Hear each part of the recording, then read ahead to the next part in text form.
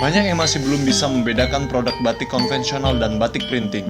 Maka dari itu, mari kita dengarkan tips dan trik yang akan disampaikan Bapak Made dalam membedakan batik konvensional dan batik printing. Kalau batik itu kita bisa teliti di sini deh.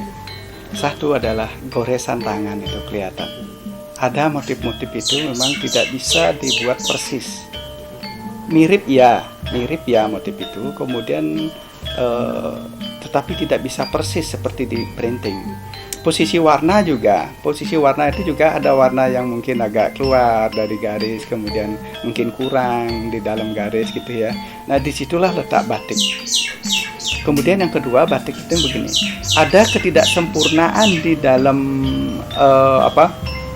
pelilinan itu juga ada lilin yang agak putus, kemudian ada lilin yang mungkin kurang tebal sehingga warna itu bisa masuk. Nah, di situ letak. Kalau printing itu kan warnanya akan sama semua.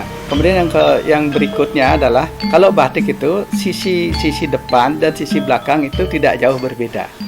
Tidak jauh berbeda dia. Jadi kalau dicuci pun, nah kalau printing itu dia akan luntur.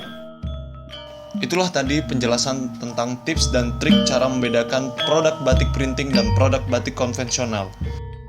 Selanjutnya, mari kita dengarkan harapan dan pesan Bapak Made untuk perkembangan batik ke depannya.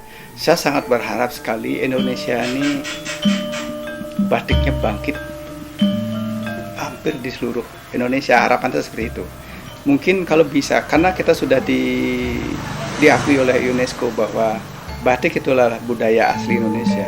Saya berharap di setiap daerah itu kita kenalkan teknik membatik. Yang kita angkat tidak batik Jawanya di situ, tetapi bagaimana di setiap daerah itu ada potensi budaya, ada potensi alam. Itu kita angkat menjadi motif batik khas daerah masing-masing.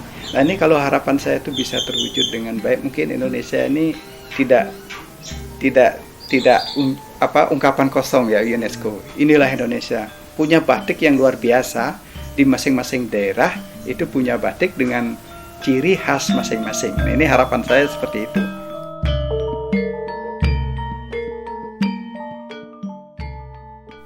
Yang bisa saya pesankan, marilah kita sebagai anak bangsa itu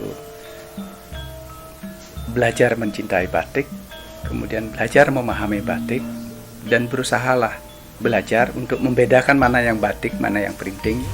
Dan untuk generasi muda mungkin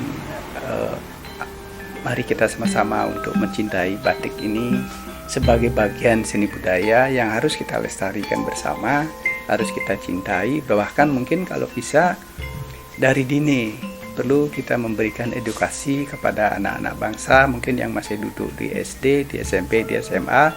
Kita perlu memberikan pembelajaran mereka, paling tidak mengenal secara dasar tentang batik. So, sekarang kalian sudah tahu kan apa itu batik dan apa pula itu batik printing. Dari sekarang, mulailah kalian mencintai produk batik dan menghargai proses pembuatan batik, agar batik tersebut tidak tergerus oleh perkembangan zaman dan perkembangan teknologi.